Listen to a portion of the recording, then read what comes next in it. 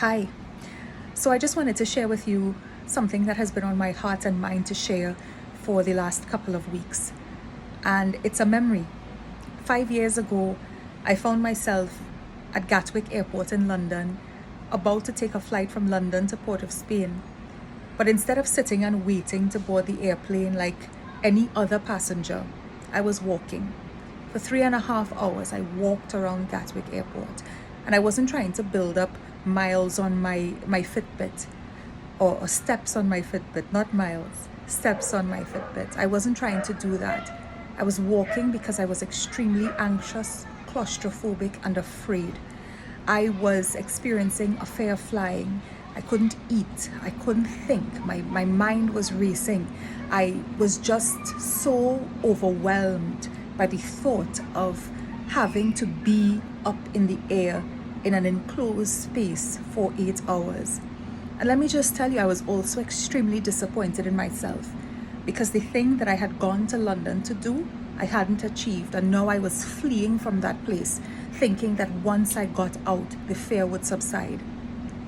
And so I was on the airplane on my way home, and I remember thinking, when I get to Port of Spain, I am never leaving again.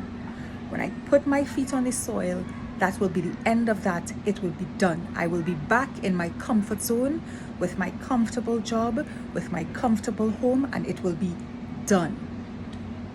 Of course, the Lord had other plans for me. And a year later, an opportunity to work in another country arose. And I found myself experiencing the exact feelings that I had when I was in Gatwick. Fear. Anxiety attack after anxiety attack. I was claustrophobic. I couldn't eat. I couldn't sleep. The fear of flying returned. I was just so ripped apart by the uncertainty of my future that it landed me in the hospital. Today is actually 4 years since that day that I entered the hospital because I just could not keep anything down. And I am so grateful that I had people around me, I had support, but more importantly, that there was the grace of God upon my life that allowed me to come out of my comfort zone, to step out, to do it in spite of being afraid. I'm so grateful that happened, because I have been since that time on a learning journey. My eyes have been opened to many things that I would never have otherwise experienced. And I'm grateful that I had the opportunity to just come out of the comfort zone, to stick my head out of the comfort zone and experience new things. And so I am saying all of that to say this.